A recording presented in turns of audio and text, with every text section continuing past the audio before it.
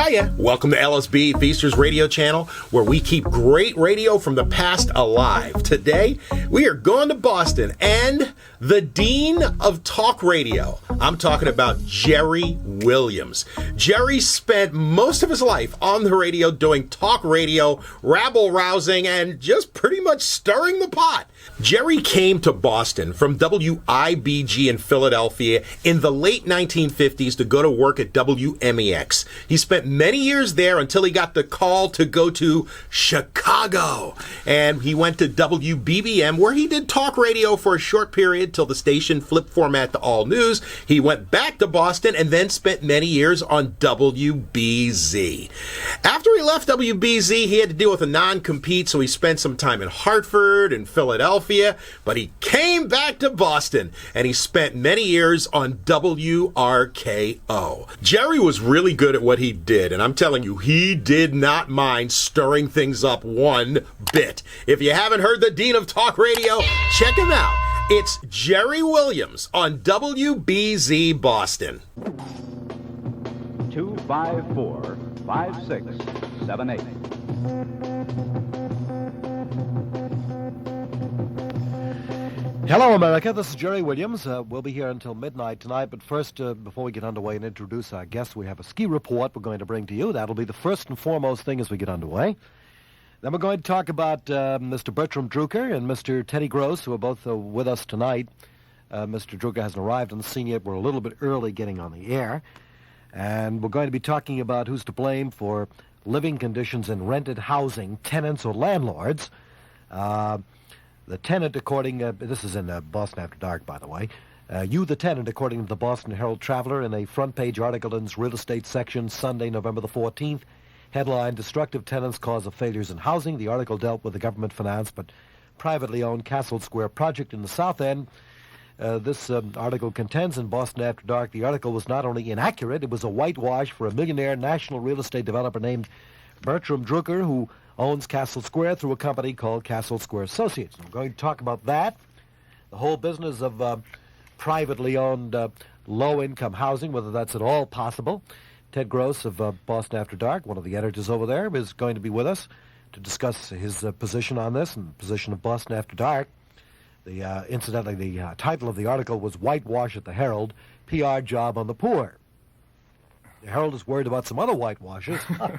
Today, I'm only kidding, fellas. We don't like to be that way. But Mr. Drucker will be along shortly. We have some things first to do, and then we'll be underway with your comments, your views, your thoughts, and ideas during the course of the night at 254-5678. Our ski report is brought to you by Schaefer Beer, the beer that has flavor that never fades, beer after beer. I imagine it's Don Kent, isn't it? No, it's Roxy. I'm awfully glad I'm told these things, because last time I introduced Roxy, it was Don Kent, and I said, here's Roxy, and Don Kent said, thanks, guy. So I don't want to do that tonight. It's Roxy who'll bring you the ski report, brought to you by Schaefer Beer. Good evening. Ski conditions were improved today in direct ratio to the amounts of snow that came in yesterday's storm.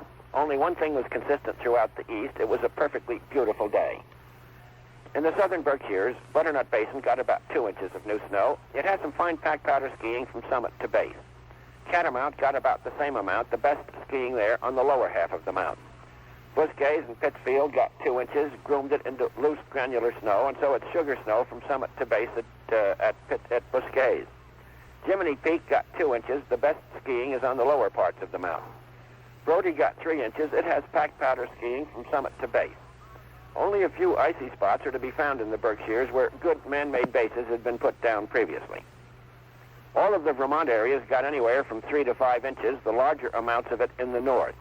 It was packed powder skiing throughout the state where man-made bases existed previously. In the southern areas, the natural snow portions of the mountains have shallow packed powder surfaces with iciness and scratchiness because the bases were simply too thin to begin with. Farther north, where the natural snow bases were adequate, there was packed powder skiing with some iciness in the centers of the steep pitches and unpopular trails. I'll be back with the report on New Hampshire and Maine in just a moment.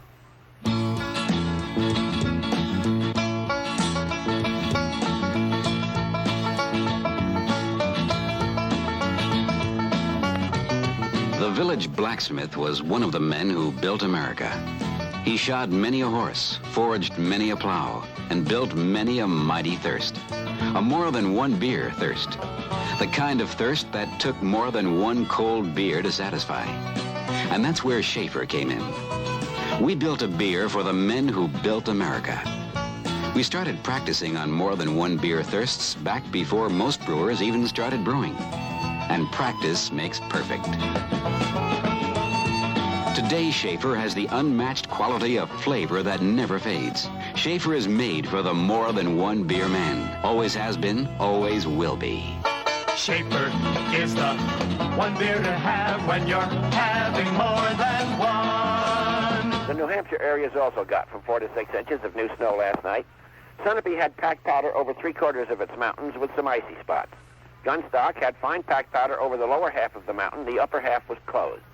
There were packed powder surfaces generally at Cranmore, Attitash, and Wildcat with some iciness, mostly on the steeper and more popular trails. Waterville Valley, Loon, Kennon had fine packed powder on their lower levels, especially where man-made snow had been put down. There were some wind-blown icy patches higher up. Wilderness had mostly packed powder with only a few icy spots on the mountain. In Maine, Sugarloaf, Saddleback, and Squaw all picked up about 3 inches. The surfaces were shallow packed powder, icy patches in the centers of the popular and steeper trails. Good as conditions were today, the weather forecasts unfortunately tell us another warm period is on the way. Precipitation should begin tomorrow in the western sections at about noon, later farther east. It could begin as snow, but the probability is that it will turn to rain before it ends on Sunday morning. It could possibly, just possibly, remain all snow in the northernmost sections of Vermont, New Hampshire, and Maine. This is Roxy Rothafel. That was Roxy's Ski Report, brought to you by Schaefer Beer, the one beer to have when you're having more than one. Well, all the participants are here. Let me now introduce Bertram Drucker. Mr. Drucker has been in the real estate field here in Boston for many, many years. He's no stranger to Boston. The Colonnade is his latest. Am I right, Bert? That's right, the Colonnade Hotel across from Prudential Center, Jerry. That's I wasn't. I don't want to appear like I'm upset, but I wasn't on the guest list. Yes, you were, really. Was I? Yes, you were. Neither was anyone from Boston After Dark. Teddy Gross says he wasn't invited either. Well, that's probably so. But we're rarely invited to. Why is that, Teddy, that you're rarely invited? No. I was afraid that I was going to have the same reception at Jerry Williams that we usually get in the mayor's office. That is, that Mr. Drucker wouldn't appear, but I'm very glad he's here to share the time with me. I think you're a very nice guy, and I don't know why you weren't on the list. I guess I just didn't know you then, Ted. As a matter of fact, I've done some programs in the past with Bert Drucker, Right. who hasn't shied away from any sort of controversy. Never. And we asked him and Mr. Weiss to set that up. Why? They said yes. Oh, I mean, there was no marvelous. qualms about it at all. Jerry, do you mind if I just tell a slight anecdote about Sure. the last time I was on the program? Right, I don't know whether did you you get remember. sick? You hurt your No, finger? I did get sick. But do you remember I got you a Coke during intermission? There Right. was something wrong with the Coke bottle, and I wound up with several stitches, and your very, very dear wife at that time came in and said that I had rather a gash. Do you remember that? I remember. We took you over to Beth Israel Hospital. Correct. They asked you if you had Blue Cross Blue Shield, and away you went. Right. But I do remember that. And Mr. Drucker has appeared on other occasions on this broadcast, on other stations, where he has not shied away from the Oh, controversy. no. In fact, before the show, and he showed me that scar on his hand, I was afraid that this had been the result of a previous encounter with one of his... Not yet. We haven't come to that yet. There's only one fellow we Right. came to that kind of contact with, and it almost happened on Monday night here with the Manchester Union leader. But outside of that, we're in good shape. Now, Teddy, what is your position at Boston After Dark, actually? I'm the editor of the paper now. The editor-in-chief? The editor, All right. executive. Boston After Dark, by the way, for people who don't know it outside of our listening area, is a weekly newspaper. Does a lot of muckraking in terms of government agencies and people. Tries to. Has been going after people like Judge Troy and some of the other so-called scandals that lie beneath the surface. Mr. Drucker is one of his targets, and that's why he's here. Mr. Drucker Am originally... I a target of yours? I must say a smaller target than Judge Troy. Well, I'm not quite sure how to take that. Yeah, it's just, did Judge If I'm Troy... going to be a target, I have to be a big one, Ted, yeah, you just know. I out of suppose. curiosity, I suppose. Ted, did Judge Troy sue the paper? No. In fact, we haven't been sued by anyone yet, Uh-huh. which, of course, may Mr. Anzalone be didn't, reversed tomorrow. But Mr. Anzalone didn't sue you either? no, Mr. Anzalone didn't sue us. So we have a theory that one of the reasons that such notables as Mr. Troy and Mr. Anzalone haven't sued us is because they're afraid of having more of the truth brought out during the court trial. But in fact, I would welcome a suit from such a man as Mr. Anzalone. It would. Of course, you were the first one to break that story during the mayoralty campaign about Mr. Anzalone, and it became somewhat of a small cause, but was dropped during the campaign. Mrs. Hicks was such an inept candidate. Mr. Anzalone was the city assessor, is still the city assessor for Boston, and so much huff was going on as to charges that there was someone in the city administration who had links with the underworld rather. We have links with the underground. It was becoming preposterous. Everyone who knew how to read a comic book and had circulated through City Hall knew the name of the person so charged. But all the newspapers, for some reason, refused to give any credence to the charges by printing the person's name. The Globe, which came closest to it, said that they didn't have any corroborative evidence. And we turned up with some, which in fact was first submitted to the Herald Traveler, and they refused to print it. And then the reporter who was still working on the Herald Traveler came to us and said, "What would you like to do with this?" And we said, "Well, of course, we'd like to print it." And he was delighted, and so were we. All right, let's get back to Mr. Drucker. Bert Drucker happens to be one of the principals involved, and is it Castle Square Associates? Is that what it is? That's correct. Where is that located? Give us some idea of what that is, where it is, and how it is. Well, all right. Castle Square is a 221 D3 redevelopment project, which is bounded by Tremont Street, New East Berkeley Street, Shamet Avenue, and Herald Street. It consists of 28 acres of land and 500 low-cost housing units. Rented at different rent levels? Very low rent levels, Jerry. I don't want to... Well, do they range from a particular low to a high? Yes, extremely low. Well, they're very low. There's nothing high about them. They're the most fantastically low rents in the city. Well, from what? From what area to where? $92 approximately for a one-bedroom apartment to about $157 to a four-bedroom apartment. Now, they are funded by government funds, that is. They're built by a private developer. And you make money on these apartments? No, we do not make money on But the is it designed to be privately owned and to be profitably operated? Well, it comes under Section 221D3 of FHA. We are entitled to a 6% limited dividend on our equity. So far, we have not taken 1 cent of return out of this development. We have had a series of problems which really were compounded by the imposition of rent control by the Boston Rent Control Board. We were entitled to an increase which is now a controversial issue involved in the federal courts. So we've never made any money on the project. As I said, we're entitled only to a limited dividend of 6%. Well, the complaints arose, as I understand it, from the fact that the buildings were going into what you might call decline. This is not true. Those were the complaints that the... Well, this is not so. There was a fallacious statement in the paper last week to the effect that we were what is known in default. We are not in default. When this case came up before the federal court so as to determine whether or not Castle Square as an FHA project came under federal rent control, under FHA, or under Boston rent control, we tried this case. We're in an appeal now, and we asked Fannie Mae, FNMA, the Federal Mortgage National Association, to grant us what you call a postponement of full amortization until the case is adjudicated. Well, that's on the rent hike. Is that what you're talking about? But the tenants complain that you're not taking care of the buildings properly. No, it's a very interesting thing, Jerry.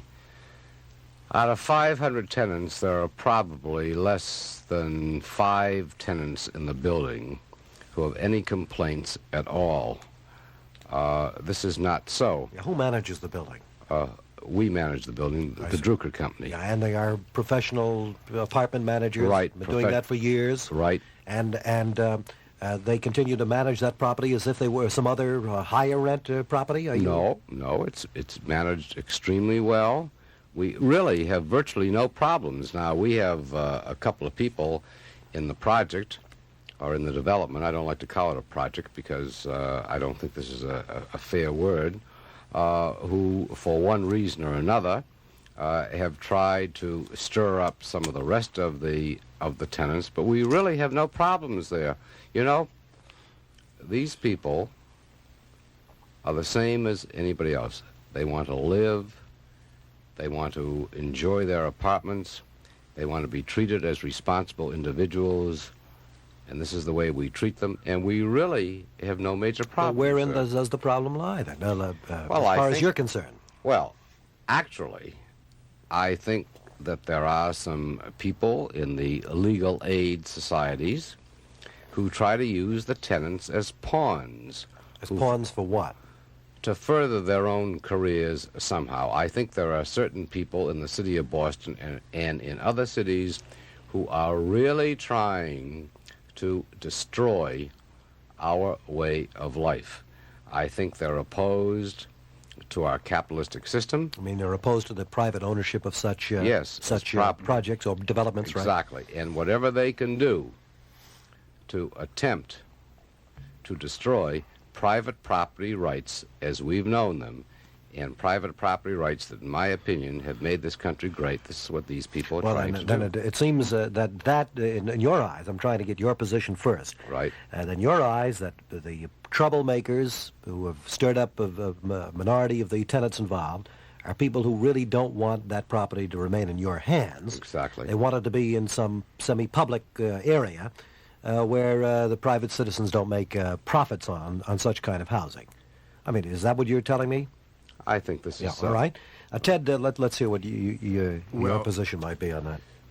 Well, I think that it's somewhat an understatement to say that there are only 5 tenants in the Castle Square complex who are raising trouble for the management of the project. What do you base that statement on? Well, the fact that reporters from the paper have gone down and spoken to people who live in Castle Square, that appeals for when rent hikes are proposed and protests by tenants are made, it is usually more than 5 tenants who are protesting. In addition... Let me interrupt you. Do you know really how many tenants are unhappy at Castle Square? And if so, what do you How many base tenants your are statement? at Castle Square, first of all? How many people live there? 500 tenants. 500 tenants? There are 500 tenants. There are over 1,500 inhabitants of Castle I see, Square. right? I should say that rather than get bogged down with a kind of empirical head count, we wait on that question until the phones are opened and see how many people from Castle Square call up to actually complain, don't you think? Have you called some of them today to Ted to ask them? No, I haven't. No, You're sure you haven't? I've not spoken to anyone from Castle Square. Why are you making an issue out of this? Out of what? What's your No, position? What's your position on private ownership of property? My position on private ownership of property. Well, it's a question of the extent of ownership of property and the motives behind owning it. Well, what's your position in it? I'd be curious to know, for example, if you would lump together the small homeowner who may own a house in Dorchester, the South End, and may be struggling to keep that in good shape, with the large landowner who owns so much property that he may not be interested in the particular problems that his tenants have. Well, he may not be interested in Ted, the difficulties you're that... kind of mixing chalk and cheese, and I think you really indicate that, and I'm, You're a nice guy. Well, you asked me about what my feelings are towards land ownership, and I feel that it's important to distinguish between the large landowner and the small landowner. What's a landowner? What does this consist of? What do you mean? Well, do we have I mean, I'm sure you baronial- know the answer to that. No, I don't know the answer to that. You tell me Wait, what but you you think are it a is. landowner. I mean, What's a landowner?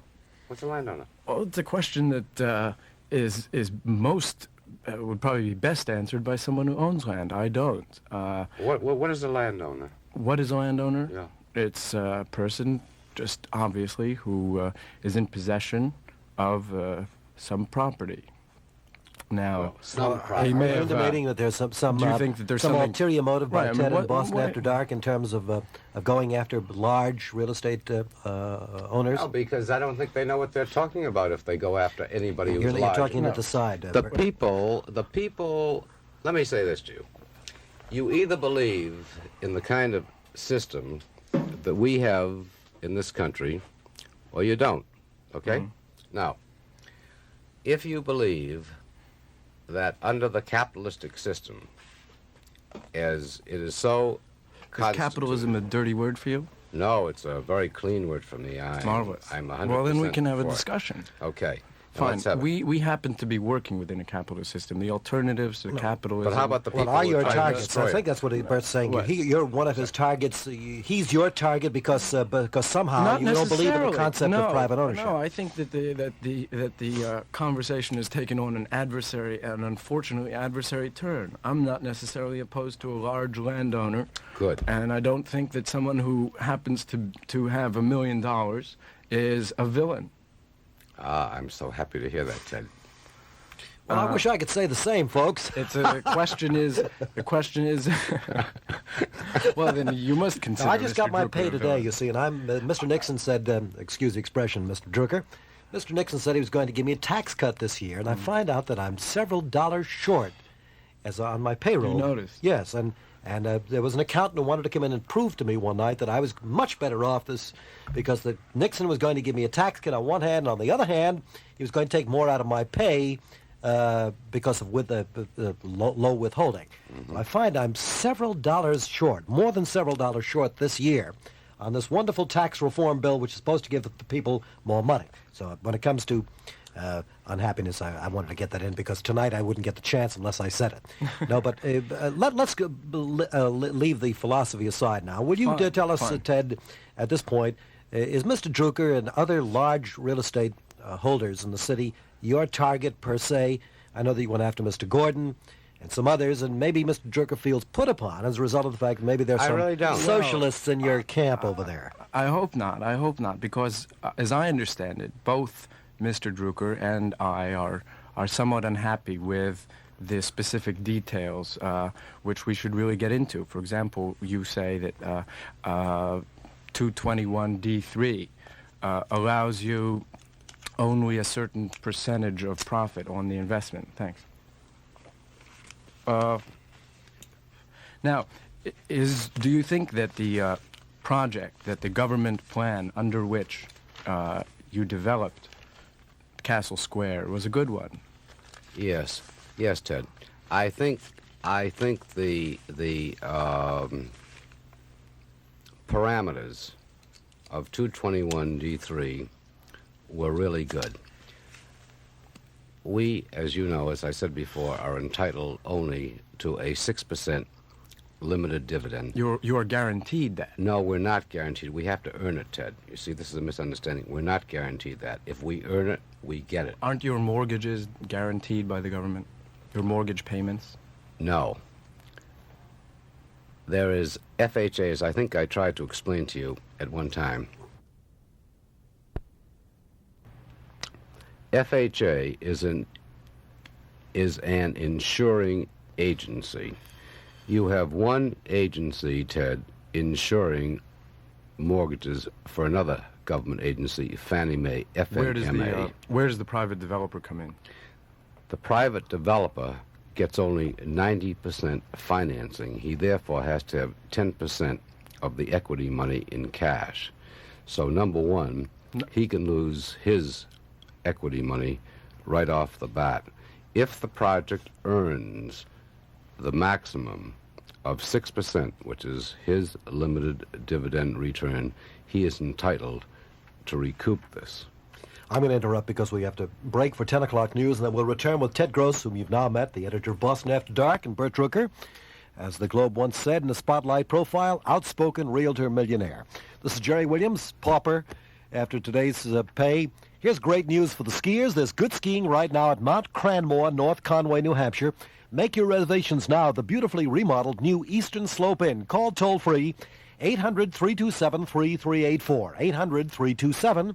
800-327-3384. The Turnabout Thrift Shop needs clothes, appliances, dishes, etc. BZ says if you can contribute, bring your items to Turnabout, 545 Washington Street, Brighton. Trot, trot, trotting out at Foxborough. Hey, come on and watch the Trotters go. Racing at Foxborough in the winter? You bet. And now, baby, it's warm inside. Grandstand, clubhouse, and new Latin Quarter penthouse are all enclosed and heated. First-rate racing on the fastest 5/8 mile track around. Great from the word go at Foxborough. So let's go on the double. Perfecta's new trifecta and superfecta. Racing Sundays, too. Honest. Following today's small car prices has been a little bit like riding in an elevator. Up, down, up, down. But through it all, one thing hasn't changed a bit. Opel is still your friend. Still among the lowest priced of all economy cars. Still loaded with the features that make it the small car with a lot going for it. See your nearby Buick Opel dealer today. Price an Opel. Test drive an Opel. Buick's Opel. Still a small price. Still a big value. Still your friend. Hi, this is Larry Glick, and I'll be seeing you in 2 hours on Radio 103. The Spirit of New England, WBZ, Boston, Group W, Westinghouse Broadcasting. It's 31 degrees in Boston. Tonight's low will be around 20. I'm Streeter Stewart reporting the 10 o'clock WBZ News, brought to you by Joe Sullivan's Neponset Lincoln Mercury, Gallivan Boulevard at Neponset Circle, one of New England's outstanding Lincoln Mercury dealers. Harold Clancy, president of the Herald Traveler Corporation, says he intends to fight today's FCC award of Channel 5 to Boston broadcasters in...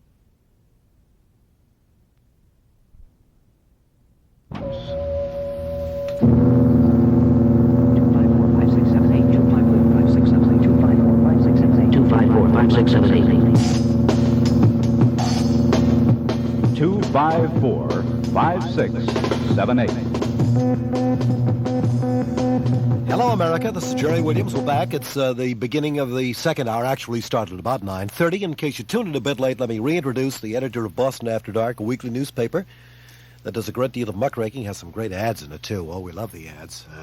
And classifieds. And the classifieds, what I'm talking about. Oh, I see. Not those ads. I'm talking about the classified ads. They're fun to read, folks. And with us also is Bert Rooker, the outspoken realtor millionaire.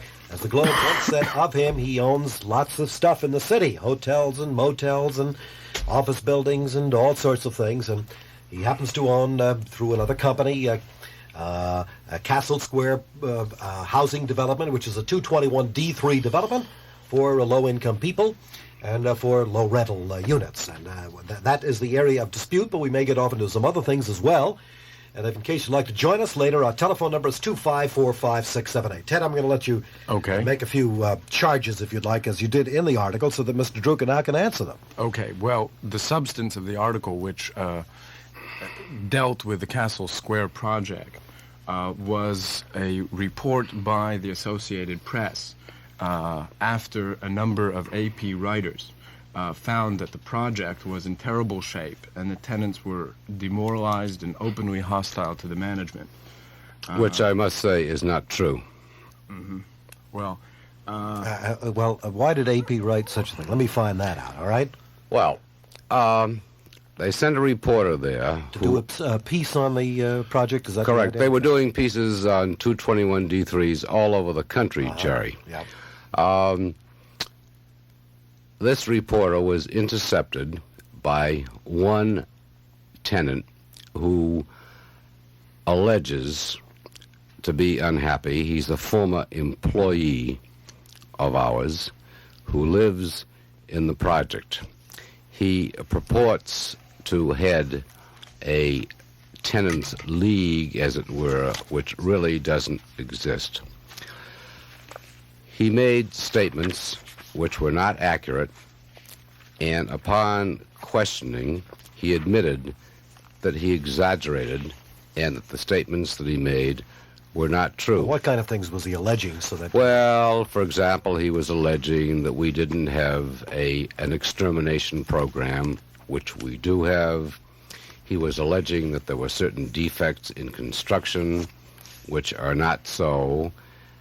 He alleged, let's see, what else? It was lack of extermination. Really, I guess those were the only two items. Mm-hmm. And upon... No, there were others. All right, what were they? There were others. There was a tenant who points out that there were serious construction defects. Well, this is what I said. He alleged construction defects. Right, and one of the tenants is quoted in the article saying that still today I have a constant problem with dampness seeping through my living room floor, and if there's a heavy rain, I have flooding in my living room and hall closets. Unless I'm at home, that is, and can empty the furnace room to which tenants have no keys and unplug the drainage hole. They allege that in 1969, 2 years after the project was built, plumbing was already backing up. A press release from that time, which tenants gave to all the Boston papers, states that the toilet paper and feces backed up through the kitchen sink drains over the tops into drawers and cabinets. Of course, that is not... Contaminated food, walls, rugs, and furniture. That is not at all so, and it was admitted by this tenant at a later interview that he had that this was not true. Well, it's totally false, then, that sewage backed up. Were there any problems? Imagine with a large building of any kind, whether it be 221D3 housing or it would be luxury Jerry, condominiums, there might be some problems virtually no problems in relation to the size of this development. Virtually no projects. We did have some roof leaks when the development was first constructed. Now, you know, General Motors, for example, has been building automobiles for maybe 50-odd or 60 years.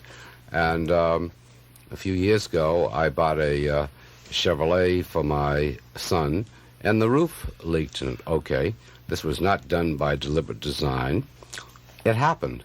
These roof leaks were corrected. I can say that for a development of this size, there are very, very few defects. Yeah. Now, Ted, would you take Mr. Drucker's statement on that, or no? Would you not accept that? That what? That there were defects. What defects there were corrected? Well, I'm glad that he points out the case of General Motors. I think that there's